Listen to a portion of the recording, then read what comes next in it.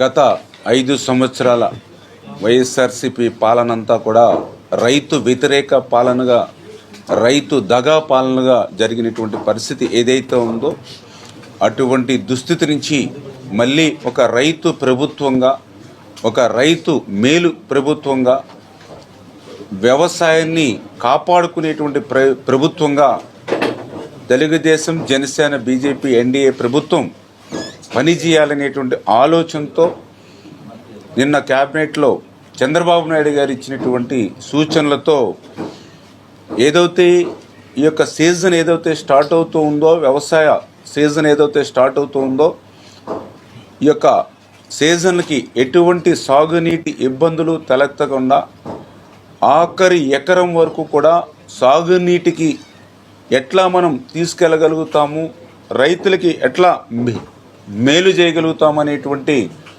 అంశాలు ఏవైతే నిన్న చంద్రబాబు నాయుడు గారు క్యాబినెట్లో తీసుకున్నారో దాని మీద ఈరోజు ఏదైతే మా ప్రిన్సిపల్ సెక్రటరీ, అదేవిధంగా ఈఎన్సి, అదేవిధంగా మన సలహాదారులు, అదేవిధంగా రాష్ట్రంలో ఉన్నటువంటి సిఈలు, ఎస్సీలు వంటి ఉన్నత అధికారులందరితోటి కూడా ఈరోజు సమీక్ష జరపడం జరిగింది.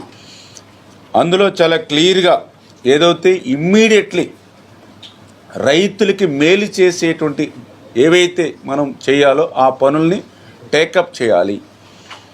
పర్టికులర్గా ఏదైతే ఇప్పుడు కొంత మనం ధవళేశ్వరం బ్యారేజ్ నుంచి కొంత నీటిని విడుదల చేస్తున్నప్పటికీ కూడా ఏదైతే కింద ప్రతిబంధకాలు ఏవైతే ఇంకా ఏర్పడుతూ ఉన్నాయో వాటిని ఎట్లా అధిగమించాలి. అదేవిధంగా రేపు నాగార్జున సాగర్ కానీ, శ్రీశైలం కానీ, లేదా ఇతరత్ర జలాశయాలు రేపు రైన్స్ వచ్చిన తర్వాత వాటిని నిండుకున్నప్పుడు ఆ వాటర్ను కూడా మనం ఎట్లా యూటిలైజ్ చేసుకోవడానికి ఇప్పటి నుంచే ఎట్లా మనం ప్రికాషన్స్ తీసుకోవాలి, వీటన్నిటి మీద కూడా మరి ఈరోజు అంటే ఏదైతే పర్టికులర్గా కెనాల్స్, కాలువలు ఏవైతే ఉన్నాయో, డ్రైన్స్ ఏవైతే ఉన్నాయో వీటినన్నిటినీ కూడా యుద్ధ ప్రాతిపదికన ప్రక్షాళన పనులు మనం చేపట్టాలి.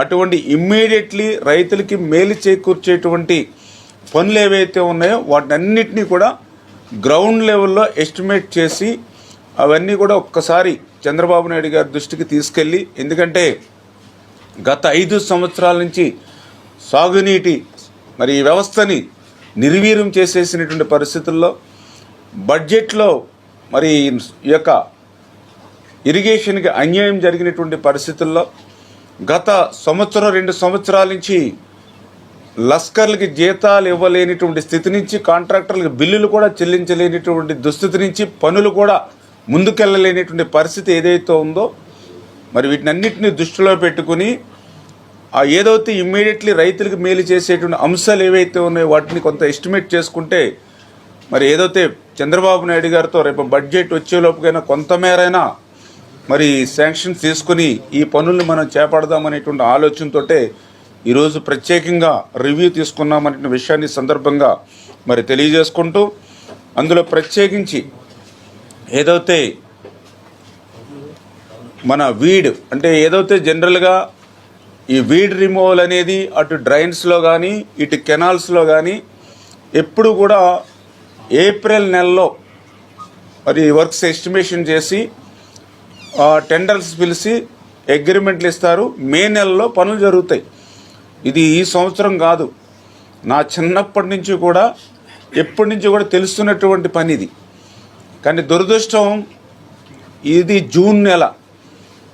మరి ఏదైతే ఈరోజు ఈ ప్రభుత్వం మరి వచ్చే సమయానికి మరి ఏదైతే గత వైఎస్ఆర్సీపీ ప్రభుత్వం కనీసం ఎస్టిమేషన్లు కానీ, టెండర్స్ కానీ, అగ్రిమెంట్లు కానీ మే నెలలో చేయవలసిన ప్రక్రియ కూడా చేయకుండా గాలి కొదిలేయడంతో ఇప్పుడు జూన్ నెల వర్షాలు స్టార్ట్ అయినా కొంతమేర నీటిని మనం ఏదైతే మరి ధవళేశ్వరిని విడుదల చేసుకుంటున్నప్పటికీ కూడా ఈవేళ ఆకుమళ్ళకి నీరు అందనటువంటి పరిస్థితి. డ్రైన్స్లో కూడా వీడు గట్టిగా ఉండడంతో చిన్నపాటి వర్షాలకి ఆకుమళ్ళు కూడా మునిగిపోతున్నటువంటి పరిస్థితి ఏదైతే ఉంది. అందుకే నేను ఈవేళ రివ్యూలో కూడా అడిగాం, మరి ఏదైతే అధికారులు కూడా మరి ఏదైతే ఏప్రిల్లో చేయవలసినటువంటి ఎస్టిమేషన్లు కానీ టెండర్స్ ప్రక్రియ కానీ ఎందుకు చేయలేకపోయారు? దానివల్ల ఒక సీజన్ ఈవేళ రైతులు నష్టపోతూ ఉన్నారు.